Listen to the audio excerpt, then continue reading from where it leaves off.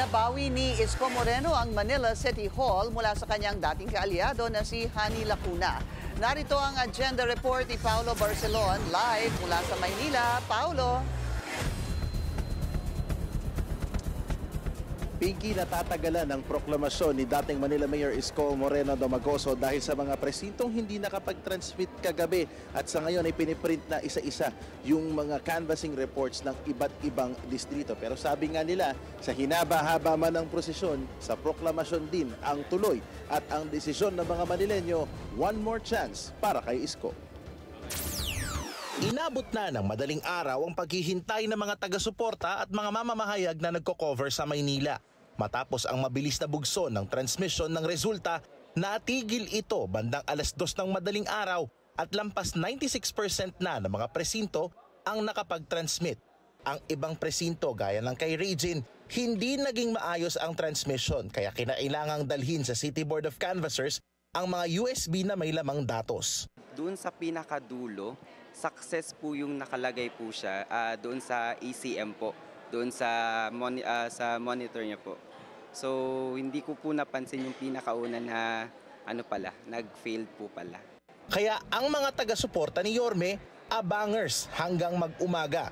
Bandang 3:00 ng madaling araw, mismong si Yorme na ang dumaan sa City Hall kasama ang kanyang running mate na si Chi Atienza. For the meantime, maraming salamat mga batang Maynila. I hope, maiayos natin ulit ang lungsod. We will continue to pursue the concept of MBN, yung minimum basic needs. Housing, education, healthcare, and jobs. But initially, yung cleanliness and orderliness and the peace and order situation of the city. Ang ilan sa mga kalaban ni Domagoso nag-concede na. Si Party List Representative Sam Verzosa nagpasalamat sa mga sumuporta at sinabing ang tagumpay ni Domagoso ay tagumpay rin ng buong Maynila. Tuloy lang daw siya sa pagtulong sa mga kapwa niya batang sampalok. Tugon dito ni Domagoso, At the end of the day, taga Maynila sila, di ba? Magiging mamamayan ko rin sila. And as I have been doing and committed to do, sa Maynila, pantay-pantay.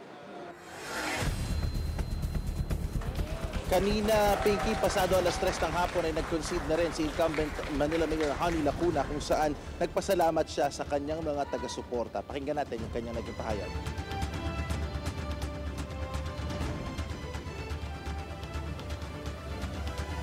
Okay.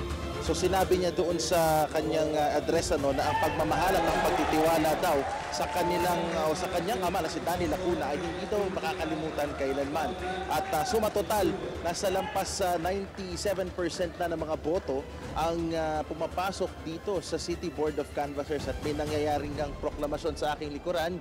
I think this is for the first district councilors kung saan ang anak ni dating Manila Mayor Isko Moreno na si Joaquin ay isa sa mga magiging councilor-elect ng lungsod ng Maynila. Pinky. So Paulo, ibig sabihin dahil na po-proclaim na yung mga councilors ay ibig ba sabihin yan matutuloy na rin yung para sa mayor at vice mayor? Yan ang kanina pa natin inaabangan, Pinky, kagabi pa at kaninang madaling araw nating inaabangan. Kumbaga, it's only a matter of how soon will this group or itong mga winning candidates will be proclaimed. Itong Manila Mayor, dating Manila Mayor Isko Moreno na soon to be mayor-elect at ang kanyang katandem na si soon to be vice mayor-elect Chi Atienza. So inaabangan na lang natin essentially na mag-start na yung proclamation process. 2 distrito na lamang for the councilors at same also for the House seats kasi may 2 ng kaalyado ang grupo ni Domagoso sa Kongreso. Itong si Ernix Dionisio at saka si Joey Uy na tinalo si incumbent Representative Benny Abante. So kung dati 5-1, 4-2 ngayon sa House, hinaalam lang natin yung specifics para naman sa City Council, Pinky. Balikan ka namin ulit maya-maya lamang. Maraming salamat. Paulo Barcelon, live mula po dyan sa Maynila.